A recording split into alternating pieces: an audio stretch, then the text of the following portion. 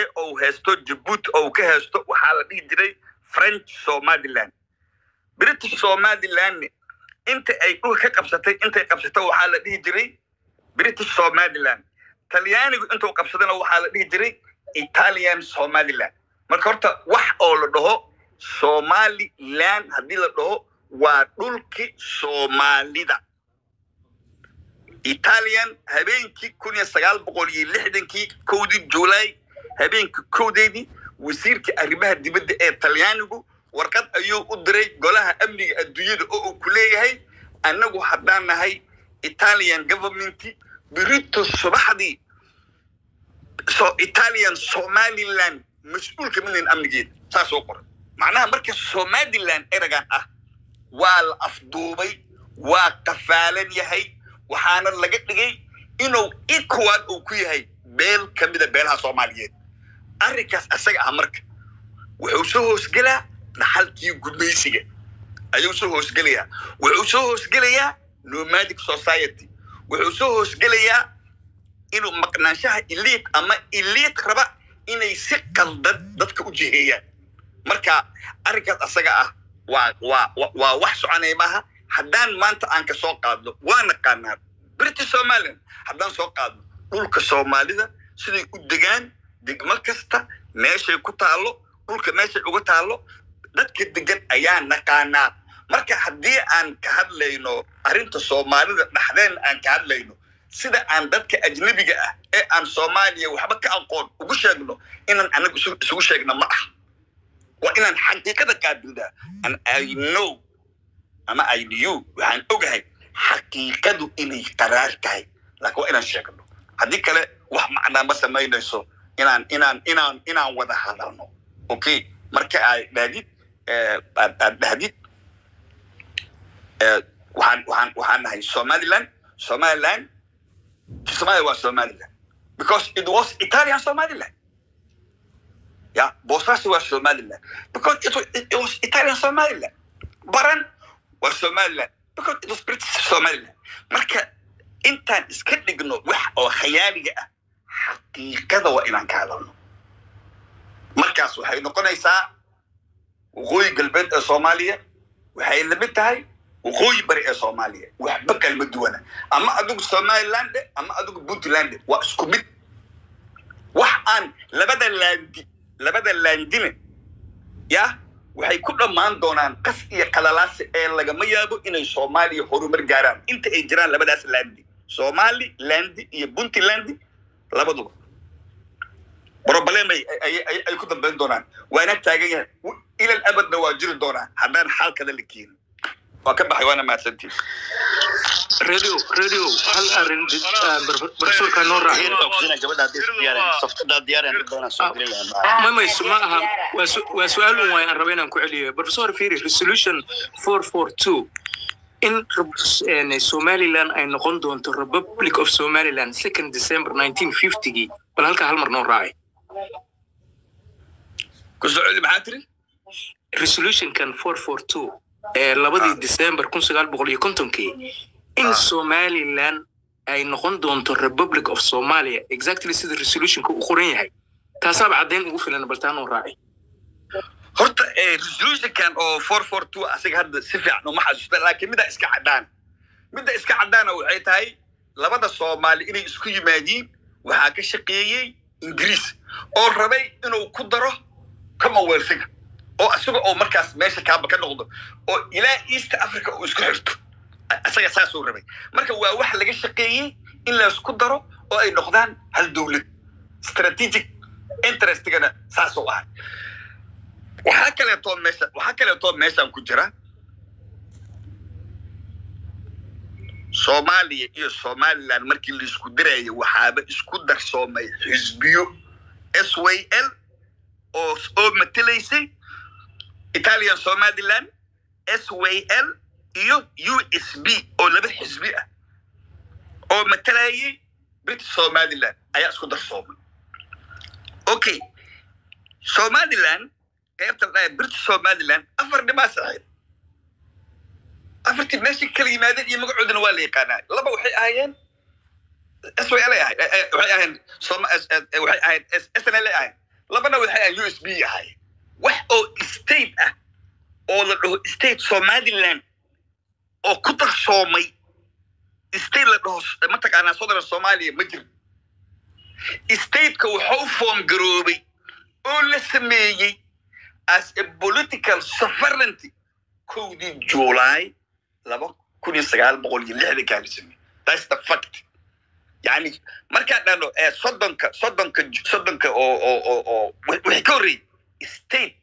waxa la kama jira meesha kama jira state-ku waa mid ka samaysmay 60 kan waa la soo diyaariyay kana waa la soo diyaariyay wada la soo keenay kadibna xisbiya saxiday union acti waxa la sameeyay that's it Somali waa hal dawlad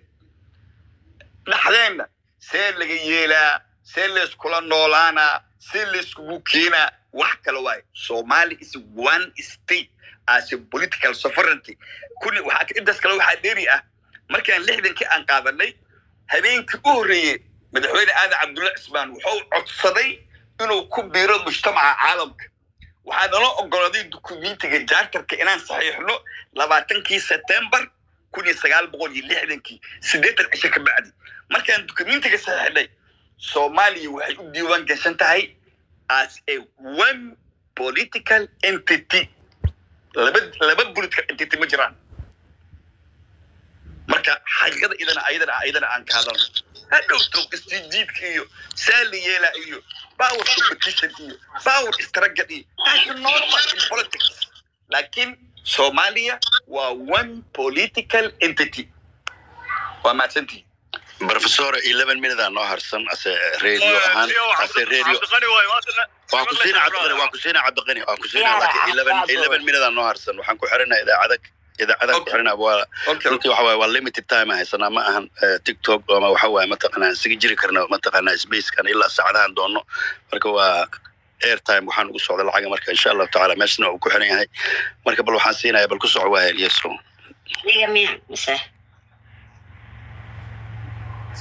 هذا ديارته ما ترى مرة كويس. أورال مشغولة كتيري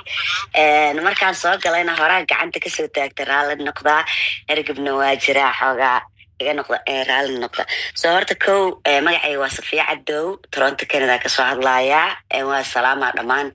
دتك مشان جوجو كلي أدينا أنا كأجمعت لنا هوستيجا إيو بروفيسور كأو مانتا أنا كلي أركي إيو رئيس أنا أبو فرح سنة هاي إماتي كيسة كو لابا واحد بينا عنده إن عرفت مهد علينا عرفت كو ديبو لابنا عنده والله سؤالي أكبي كل بروفيسور كجوابي مركا وإني كجمعت علينا وقت جنا إنك ما قاعدنا أيوه thank you very much and I wish إن أنا معرفت إنه مادت بروفيسورة because حتى وحكى هذا الشيء طريقة هذاك السؤال كان أو تويتر كان فارك عاد وقبان سو مركا سؤالات إني معرفت وقت كلا أو سميسان راديو يميدي إذا ما أنت نوتي ما تقدر من 60 وكذا حي هذا مضبوط يعني إن شاء الله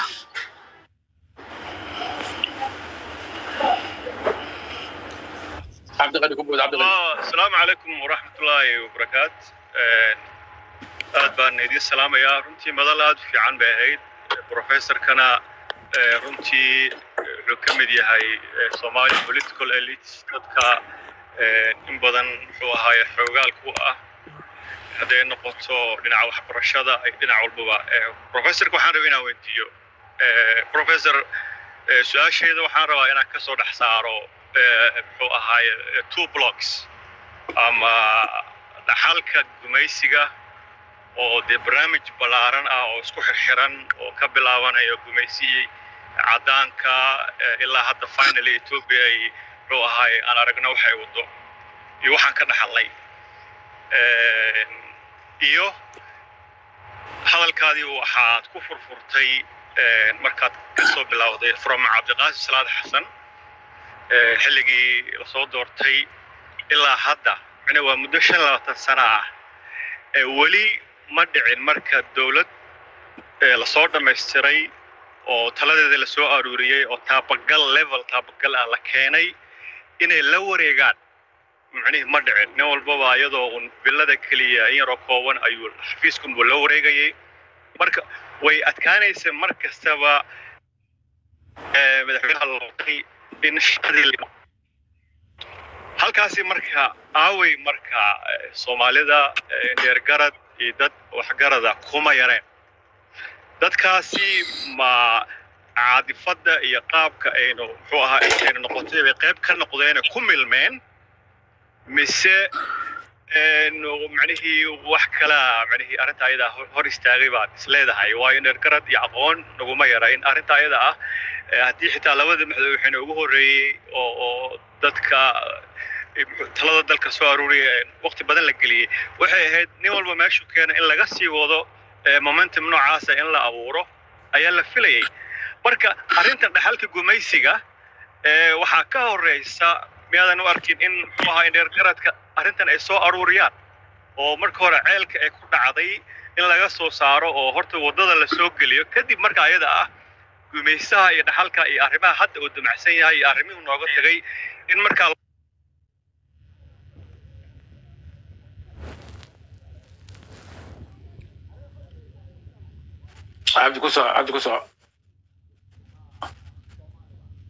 عبد غني وسؤال ولا مقلي سؤال يا برا كيف تقول بيسال مقل سبعنا مقل سبعنا مقل عبد الغني waxaan ku soo gabagabeeyay macnaheedu dhaxalka gumaysiga oo aan ognahay oo hadda very good example waxaan soo qaadan karnaa Ethiopia iyo foreign policy-geeda Soomaaliya ku aadan iyo in qaaradii sabanka ay leeyihiin baan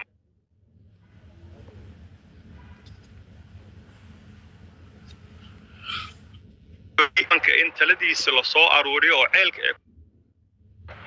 شرعي نظام دو أجرت بدها تسك ولا يكون كفوق يعني بحساب من الهرب إن ما ورك بس بلوكس كان أكل فردينه أي يكون كمل من مسه وحكة ترى thank you okay عبد الغني waa maasantahay horta waxaan rabaa inaan marka hore aan aragtiyar oo Soomaalinimo inaan idin wadaago ay tahay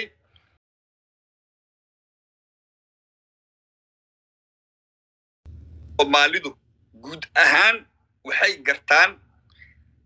bulshadu waxay ka aasaasantaa inay ka aasaasanto qoys gabar iyo wiil is alfada inay ka bilaabato